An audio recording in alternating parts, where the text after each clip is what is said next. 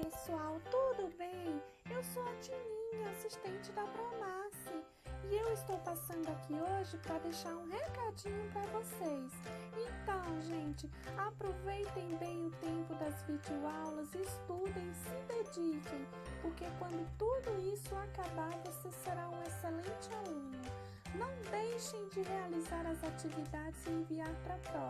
Ok, gente, um super beijinho para vocês e uma excelente aula. Até a próxima, gente. Eu quero voltar, hein? Tchau, tchau, crianças! Olá, quinto ano, tudo bem, gente?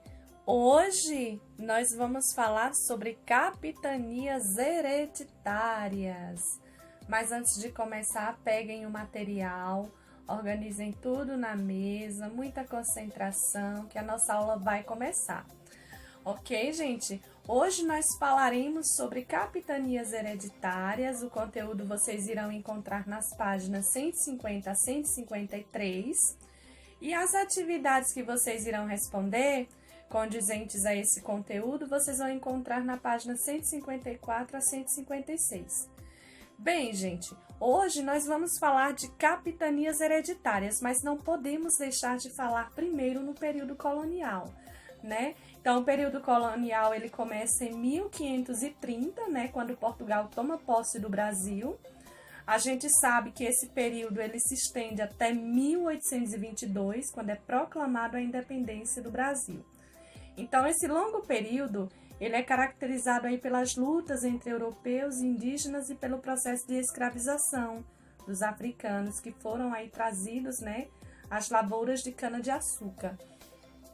A valorização da produção açucareira ela aumentava muito e aí com isso vinha a procura por escravos. Por quê? Porque por volta do século XVI o açúcar ele era considerado artigo de luxo na Europa e vendido aí por gramas nas farmácias, né? Nas boticas.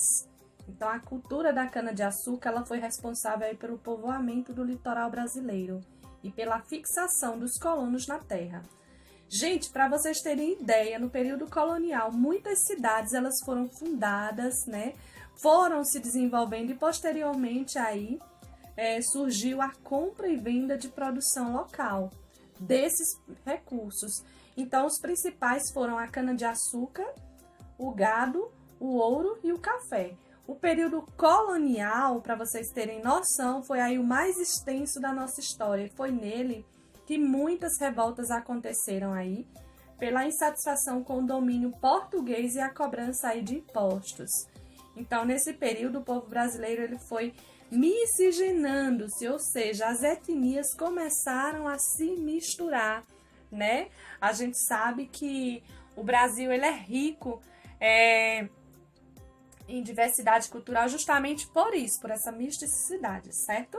Então, gente, nas capitanias hereditárias, o rei de Portugal ele precisava ocupar e colonizar o Brasil. Mas isso custava muito caro e a coroa portuguesa ela estava sem recursos financeiros para bancar a colonização das terras brasileiras, tá? Então, assim, lá por volta de 1534, criou-se aí um sistema de colonização que não exigia gastar muito dinheiro, que foi justamente o que se relacionaria a esse conceito de capitanias hereditárias. O Brasil ele foi dividido em 15 grandes lotes de terras, que foram chamados de capitanias hereditárias, e foram doados a 12 donatários escolhidos aí entre pessoas importantes. Quem seriam essas pessoas? Militares, fidalgos, funcionários da administração colonial, né, que se encarregariam aí de garantir a posse das terras e explorá-las, tá? Pagando aí por Portugal parte dos lucros obtidos. Então, como Portugal não tinha condição de administrar, colocava os donatários e o que os donatários produziam dava parte do lucro a quem? A Portugal. Então, os donatários eles teriam que usar seus próprios recursos, né, no desenvolvimento aí de suas capitanias. Então, de certa forma, foi um sistema muito inteligente, né? O sistema em que pessoas preparadas não tinham dinheiro, mas tinham sabedoria para descobrir uma forma de tentar, de alguma maneira, ser donos, né? Então, o sistema de capitanias hereditárias, ela fracassou, ela não conseguiu prosperar, não. Muitos donatários não se interessaram aí pelas terras que receberam e outros não tinham recursos suficientes para colonizar suas capitanias, né? Que sofriam ataques aí dos indígenas, franceses, corsários ingleses, mas teve duas capitanias que se desenvolveram, que foi São Vicente, que tinha como donatário Martim Afonso de Souza, e Pernambuco, que tinha como donatário Duarte Coelho. Então, São Vicente prosperou devido ao quê? Ao cultivo da cana-de-açúcar e à criação de gado. Pernambuco conseguiu se desenvolver por causa da plantação da cana-de-açúcar. Por quê? Porque tinha um solo muito fértil. Então, ele tinha uma espécie de solo massapê, que era presente aí no litoral nordestino, né? E era excelente para a agricultura. Então, isso foi muito favorável. E aí, devido à falta de sucesso das capitanias, gente, o rei de Portugal decidiu participar do processo de colonização. Então, para isso, criou no Brasil um governo geral, né, que tinha como objetivo de dar assistência a todas as capitanias em nome do governo português, né? Então, falar de capitanias hereditárias é falar sobre o quê? Que nos primeiros anos, aí depois da chegada dos portugueses ao Brasil, né, eles não se interessavam pelas terras. Por quê? Porque sua preocupação estava voltada para os grandes lucros proporcionados aí pelo comércio oriental. Eles queriam descobrir uma nova forma de expandir o comércio, de ganhar dinheiro. Então, eles queriam viajar e ter acesso aí a novas descobertas. Não estava no objetivo deles fixar-se aqui. Isso aí foi uma consequência que ocorreu depois de muito tempo, tá? Então, a gente sabe que somente duas capitanias aí, duas expedições foram enviadas aí ao Brasil, expedições, né? Uma em 1501 e outra em 1503, e essas expedições não deram boa impressão a Portugal. Por quê? Porque durante muitos anos, a terra ficou aí no esquecimento. Então, as riquezas que vinham do Oriente começavam a escassear. Portugal precisava de outras fontes de riqueza e voltou os olhos aí para o Brasil. Além do mais, os franceses, que não reconheciam aí os tratados de Tordesilhas, vinham constantemente aí à costa brasileira, né, para recolher o pau-brasil, que antes era importado do Oriente pelos europeus. Então, assim, dentro desse movimento se percebe muitas lutas, né, em busca de riquezas. Portugal acabou que enviou ao Brasil aí uma expedição comandada por Cristóvão, né, com o objetivo de expulsar os franceses, e estes tiveram aí alguns navios afundados, mas não se intimidaram aí e prosseguiram contrabandeando o pau-brasil. Então, essa questão da exploração da madeira, devastação ambiental, ela vem desde muito tempo atrás, tá? Então, aí, gente, com tudo que aconteceu, tornou-se evidente aí ao rei de Portugal que o remédio seria colonizar as novas terras.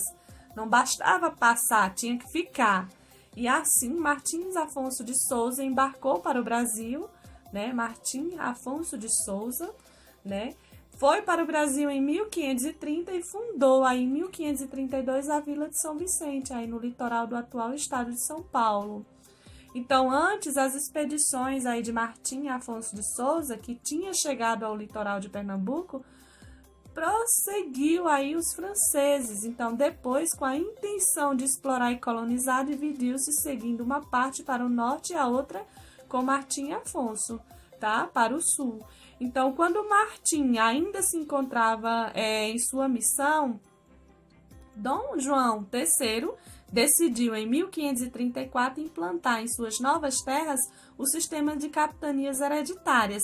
Então, esse sistema consistia em dividir o Brasil, como a Pró já falou anteriormente, nos lotes, faixas horizontais doadas aí a pessoas que eram próximas ao rei, né, e que possuíam riquezas para colonizar, porque na verdade, Portugal não estava com condição, gente. Então, ele precisava colocar pessoas que tivessem dinheiro.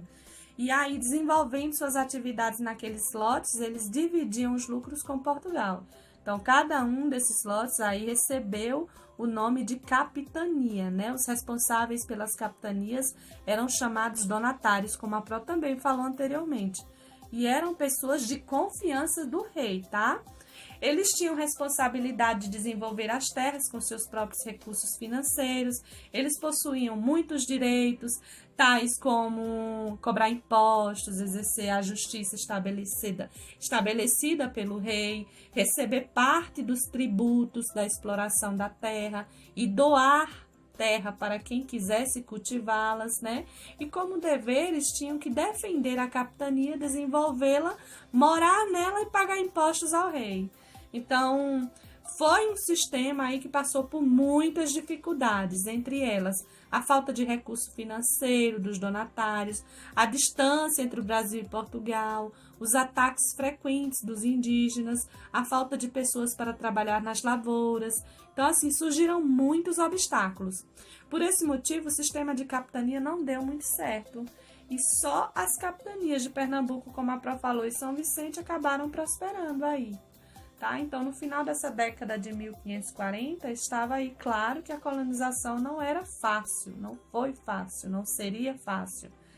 Então, com isso, a coroa portuguesa ela resolveu criar o quê? O governo geral, que deveria centralizar a administração, defender a costa brasileira de ataques estrangeiros, fiscalizar as capitanias e garantir aí a lavoura, né, açucareira, que naquele período era uma riqueza para quem cultivava, tá? Então, Portugal já conhecia a cana-de-açúcar há muito tempo e portugueses aí tinham experimentado o seu cultivo, né? Fazendas foram criadas nas ilhas atlânticas, né, aí dos Açores, aí da Madeira, né? Então, essa planta ela era perfeita aí para o projeto colonial português. Adaptava-se ao clima brasileiro, a técnica de plantio já era conhecida e o açúcar era um produto bastante procurado no mercado internacional. Então, o açúcar, ele definiu aí as colônias brasileiras. Por quê? Porque a partir da necessidade da lavoura, criou-se o sistema colonial. E aí o plantio da cana-de-açúcar e a produção do açúcar eram feitos aí em grandes extensões de terra, como mão de obra escrava abundante e toda aí direcionada para a exportação. Então, observe que como o açúcar era um produto bastante caro no mercado internacional, toda terra boa deveria ser usada para o seu plantio. E esse cultivo único era chamado de monocultura. Na verdade, ainda é, né? Então, para que você tenha uma ideia, aí o litoral brasileiro tinha uma importante missão de importar comidas do sertão. O sertão, na época, era bem mais amplo do que hoje. Por quê? Porque compreendia toda a área do território que não era colonizada ou dedicada à plantação, né? Então, por quase nada era produzido aí além do açúcar, tá, gente? Quase nada, tá, gente? Então, essa foi a nossa aula de hoje. Respondam aí as atividades das páginas 154 e 156 e enviem para a Pró. Na nossa próxima aula online, nós estaremos aí fazendo a correção. Ou seja, esse vídeo, ele não possui vídeo de correção, ok, gente? Será corrigido através da nossa aula online. Um super beijinho para vocês e até a nossa próxima aula. Tchau, tchau!